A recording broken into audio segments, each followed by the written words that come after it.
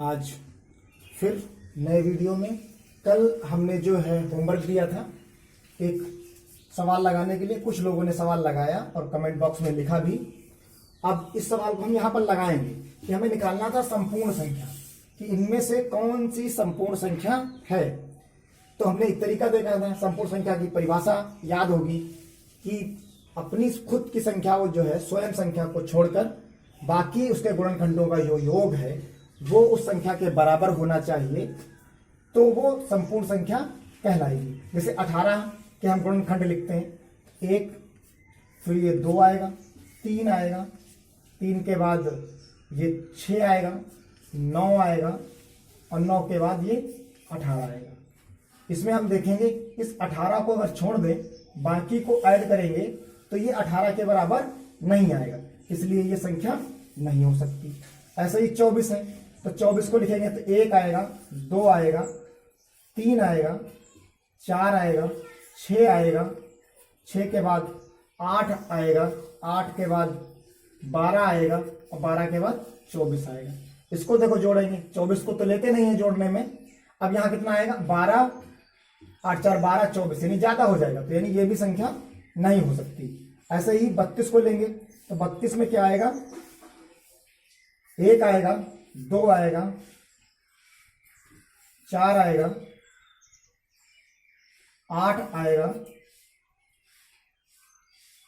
8 के बाद 16 आएगा और 16 के बाद हमारा 32 आएगा। तो इसमें देखो 32 को लेंगे नहीं,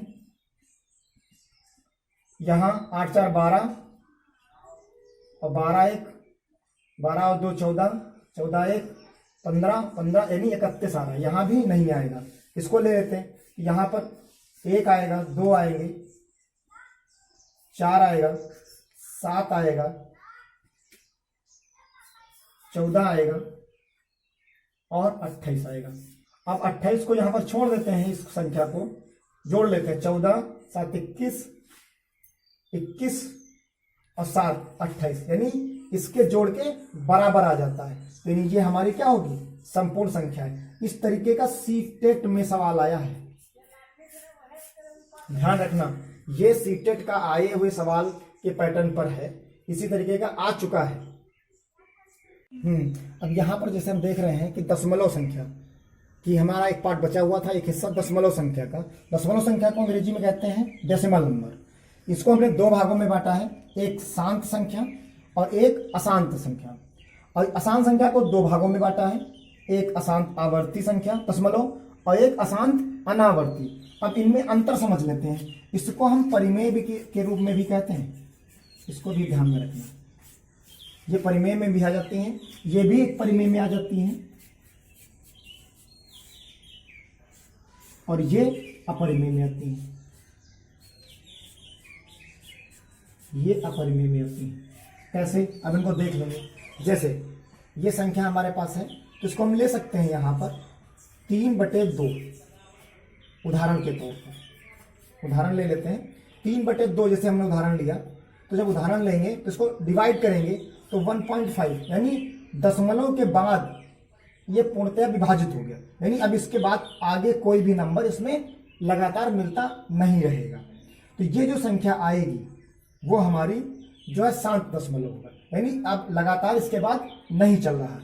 अगर इसी जगह पर हमारे पास क्या होता कि हम ले लेते 20/3 ले लेते या 10/3 ले लेते, तो ये जो संख्याएं जब इनको हम डिवाइड करते हैं, जैसे डिवाइड करेंगे तो 3 3 9, फिर आएगा 3 3 9, ये इस तरीके से आगे कंटिन्यू पढ़ता हुआ चला जाता है। तो ये इसको हम 3.3 बार के रूप में लिख देते हैं। इस तरीके की जो संख्याएं आती हैं वो अशांत आवर्ती दशमलव होती हैं, इनको भी हम परिमेय संख्या के रूप में ले लेते हैं, लेकिन इनको जब डिवाइड करेंगे तो हमें इस रूप में मिल जाती है, यानी भिन्न के रूप में हम उनको आसानी से लिख सकते हैं। तो ये तरीका हो गया। अब यहां जाते, जैसे √2 है, इसका जब लेते हैं यहां क्या आएगा, 1.414, इस तरीके का एक हमें मिलेगा। और उसके बाद आगे के पैटर्न भी हमें मिलते चले जाएंगे जो एक जैसे नहीं होंगे। तो वो हमारे पास जो आएंगी वो अशांत आवर्ती संख्या, यानी जिनमें एक ही जैसा बार जैसा पैटर्न ना मिले उन्हें हम अशांत अनावर्ती दशमलव या अपरिमेय के रूप में हम कहते हैं। ये जो हमारा है वो अपरिमेय है, 3 है, जैसे √3 का हम मान ले सकते हैं। तो इनमें क्या है, हमको ये अपरिमेय संख्या या अशांत अनावर्ती दशमलव कहलाते हैं। अब इनके ऊपर कुछ जो आए हुए सवाल हैं उनको लगाने की कोशिश करेंगे। उदाहरण के माध्यम से समझते हैं कि किस तरीके की क्या है। यहां पर उदाहरण एक हम ले लेते हैं, ये उदाहरण 0.18 यानी 8 के ऊपर बार है। इसका मतलब समझ लेते हैं बार का, 1 8 8 8 इस तरीके से हम लिखते हुए इसको चले जाएंगे। अब इसको हम भिन्न में बदलने की कोशिश करेंगे। तो भिन्न में बदलने का तरीका जो है, एक सिंपल सा तरीका, x मान लेते हैं, यानी x बराबर जब हम इसको क्या लिखते हैं 0.18 बार, इसको हमने मान लिया। अब इसको क्या करेंगे 10 से गुणा कर देंगे, क्योंकि यहां पर 1 के ऊपर बार है, दशमलव के बाद ही हमें मिल जाएगी संख्या जहां से रिपीटिंग संख्या हो जाएगी, यानी जहां से लगातार एक ही जैसी संख्या आएगी। इसलिए हम 10 से पहले इसको गुणा करेंगे। तो देखो 10 से जब गुणा करेंगे तो 10 गुणे 0.18 बार, इस तरीके से इसको हम लिखते हैं। अब जब इसको गुणा करेंगे तो गुणा करने के बाद क्या मिलेगा 1.8 बार, यानी इसको हम क्या लिख सकते हैं 1.888 इस तरीके से हम इसको लिख सकते हैं। अब देखो इसके बाद क्या कर सकते हैं, इसको 100 से गुणा करना पड़ेगा। तो सीधे हम यहीं पर आ जाते हैं, मेथड तो यही रहेगा बीच का। अब यहां तो क्या है मिलेगा 1 8 हमारे पास 8। अब यहां पर पूरा का पूरा गुणा होगा तो यहां पर आ जाएगा हमारे पास 8 8 इस तरीके से बढ़ेगा। ये समीकरण हम मान लेते हैं 1, ये समीकरण हम मान लेते हैं 2।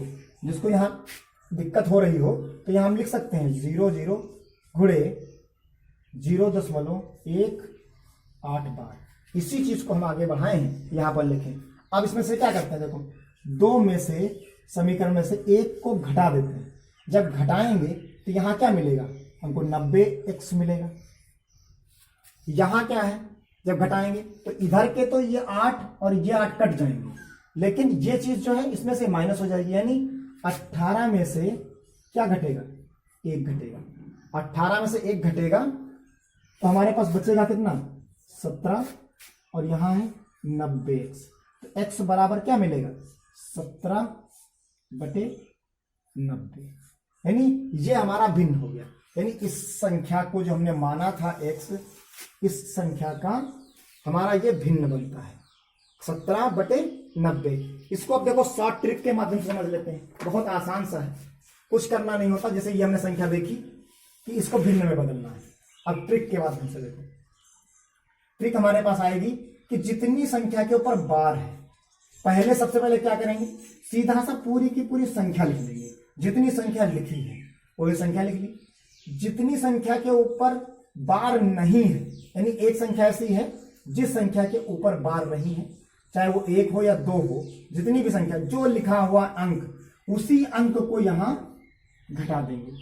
और नीचे जितनी संख्या के ऊपर बार है उतनी बार 9 लिख देंगे। जैसे एक संख्या के ऊपर बार था तो 1 9, बाकी एक संख्या इधर है तो ये 0। अब घटा देंगे तो कितना मिलेगा 17/90।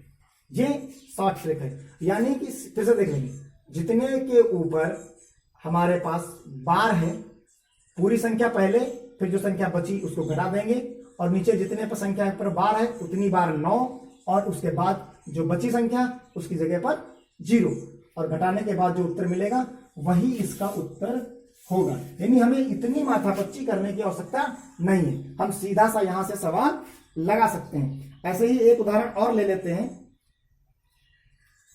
0.43212 ले लो। यहां मान लेते हैं 3 के ऊपर बार है। अब 3 के ऊपर बार है तो सबसे पहले हमने क्या बताया कि सबसे पहले पूरी संख्या को ही लिख लो। तो 43 212 हमने पूरी संख्या लिख ली। अब जितने पर बार नहीं है, इतनी संख्या के ऊपर बार नहीं था, तो इसी को हम इसमें से घटा देते हैं। अब कितनी संख्याओं के ऊपर बार था उतने 9 लिख देते हैं, उतने 9 लिख दिए। जितनी संख्या के ऊपर बार नहीं है उसको हम क्या करेंगे, 0 0 लिख देते हैं। अब इस संख्या को क्या करें, आराम से हम घटा सकते हैं। जब घटाएंगे वही हमारा उत्तर यहां पर मिल जाएगा। जैसे घटाते हैं इसमें से, तो 12, 9 बचा यहां पर, यहां 10 यानी 0 0 बचा, 0 10 तो 6, और यहां हमारे पास 1 बचा, 3 बचा, 4 बचा। तो हमारे पास ये उत्तर इसका आ जाएगा, यानी ये उत्तर इसका होगा। आसानी से हम यहां पर देख सकते हैं कि कितनी जल्दी हम इसको हल कर सकते हैं। ये हमारा 60 ट्रिक हुई लगाने की। हम किसी भी जो है दशमलव संख्या को आसानी से बदल सकते हैं। अब देखिए अगला सवाल है यहाँ पर कि आया हुआ सवाल ही है। ये सवाल जो है यूपी टेट में पूछा गया है इस सवाल को। अब देखिए इसमें वही मेथड लगाएंगे जो शॉर्ट ट्रिक हमारे पास थी, उस ट्रिक को हम यहाँ पर आसानी से हल कर लेंगे कि कैसे आता। देखो पहले हम इसको लिखेंगे, इस वाली संख्या को, इसके ऊपर एक बार है, एक संख्या के ऊपर बार है। पहले क्या करते हैं, इसको हम सीधा पूरी संख्या लिख लेते हैं, फिर जो संख्या बची उसको इसमें से माइनस कर देते हैं। नीचे कितनी संख्या के ऊपर बार है, एक संख्या के ऊपर बार, तो एक बार 9 और एक 0 प्लस अगली है, तो यहाँ 47 यानी पूरी संख्या पहले लिखेंगे, माइनस जो पहली संख्या बच गई है वो उसको लिख देंगे। फिर क्या आ जाएगा, यहाँ एक संख्या के ऊपर बार है तो 9 फिर 0। इस तरीके से आसानी से लिखते रहेंगे इसको। फिर अगला वाला जैसे 0 है, यहाँ पर क्या है 6 है, माइनस 0 यानी एक ही संख्या, वही जो संख्या बची, और 1 9 और 0। ये हमारे पास कुछ बना, इसको घटा लेंगे आसानी से। घटाएंगे तो क्या मिलेगा हमारे पास 49/9 90 प्लस यहाँ घटाएंगे तो 43/90 प्लस 6/90। अब देखो सबके हाथ तो बराबर है, आसानी से हम जोड़ सकते हैं। जब जोड़ेंगे तो यहाँ पर देखो क्या मिलेगा, 9 6 12 और 6 18 के 8 4 4 98/90।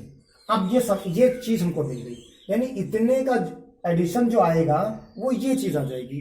अब मिलाते हैं आंसर से अपने। तो देखो सबसे पहले अब यहीं से ज्यादा जो है मेहनत करने की आवश्यकता नहीं, 1 9 है, एक ही तो 9 है यहाँ पर। नीचे देखो 1 9 है, यानी बार 1 पर ही होना चाहिए, 2 पर बार नहीं होना चाहिए। तो देखो यहाँ पर 2 में बार है, 2 संख्याओं के ऊपर बार है, यानी 2 9 होने चाहिए थे इस जगह पर। तो यानी ये संख्या नहीं हो सकती। क्यों नहीं हो सकती, क्योंकि इसके ऊपर 2 पर बार है, 2 संख्याओं के ऊपर बार, तो 2 9 मिलने चाहिए थे, तो 2 बार 9 नहीं मिल रहे हैं, 1 9 मिल रहा है। इसका मतलब क्या है कि ये हमारा उत्तर नहीं हो सकता, ये भी उत्तर नहीं हो सकता, क्योंकि इस पर भी 2 संख्याओं पर बार है। अब बचते हैं ये और ये, 2 संख्याएं हमारी बचती हैं। तो देखो इसमें क्या कर सकते हैं, पहले इसको चेक कर लेते हैं। इसको चेक किए तो यहां 98 है, यानी हमारा जो उत्तर था, जो भी हम लगाने की ट्रिक हमारी थी, देखो यहां ट्रिक थी, इस ट्रिक को क्या करते हैं, 98 सबसे पहले पूरी संख्या लिखते थे, माइनस जो पहले आए 9/90 ही तो लिखेंगे। अब यहां तक 98 में से 9 घटा देंगे तो ये संख्या नहीं मिलेगी, यानी ये उत्तर नहीं हो सकता। तो इसको चाहो तो चेक करो, वरना ऐसे ही टिक कर दो। देखो चेक कर लेते हैं, यहां लगा रहे हैं, प्रैक्टिस हो जाएगी। यहां देखो क्या है, पहले पूरी संख्या लिख लेंगे, 0 1 8 माइनस कितनी संख्या बची 10, इस 10 को घटा देंगे, 1 के ऊपर बार है तो यहां 9 लगा देंगे। यहां दशमलव के पहले जितनी संख्या है उतनी क्या है 0 लगा देंगे। अब यहां क्या आ जाएगा, घटाएंगे तो यहां कितना मिलेगा 98/90। हमारा उत्तर क्या मिल गया, यानी इस तरीके से हम इन सवालों को हल कर सकते हैं आसानी से। अब यहां पर एक सवाल पेडागोजी का है। पेडागोजी में किस तरीके के सवाल आते हैं सीटेट में, उस पर एक हम डिस्कशन आज से शुरू कर रहे हैं।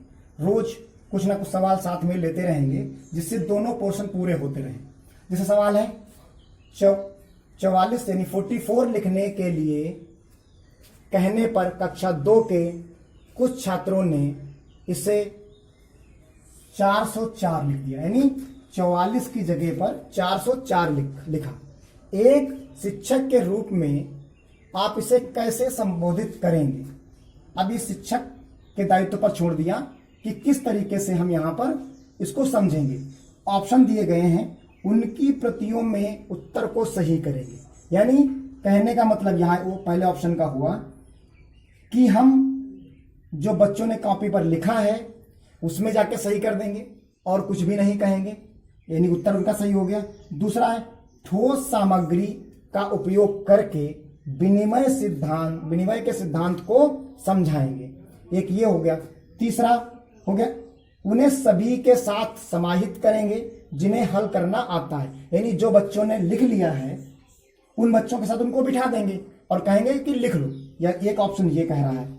तीसरा कह रहा है कि उन्हें सही उत्तर पता लगाने को कहेंगे, या तो उनसे कह देंगे कि जाइए आप अपने आप पता कर लीजिए कि इसका उत्तर क्या होता है और अगले दिन आइएगा तो इसको लगा के लाइएगा।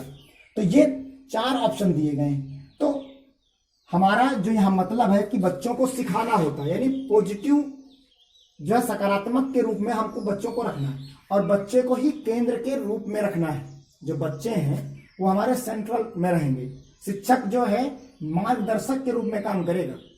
शिक्षक यहाँ जो है वो मार्गदर्शक होता है और उसे हम, क्योंकि हमारी जो पॉलिसी है वो चाइल्ड सेंटर्ड पॉलिसी है, उसके अंतर्गत यहाँ क्या करना होगा, इस चीज को देखो, ध्यान से देखो कि विनिमय के सिद्धांत, ये चीज जो कहता है और इसी को कहते हैं ठोस सामग्री। ठोस सामग्री का मतलब मूर्त रूप में, एक शब्द आता है मूर्त रूप में। तो इसमें है कि कोई जैसे कोई छोटे छोटे पत्थर के टुकड़े ले ले, उनसे गिनना सिखा सकते हैं। कोई सामग्री हो जो गिनने लायक हो, उनकी अंगुलियों के माध्यम से सिखा सकते हैं।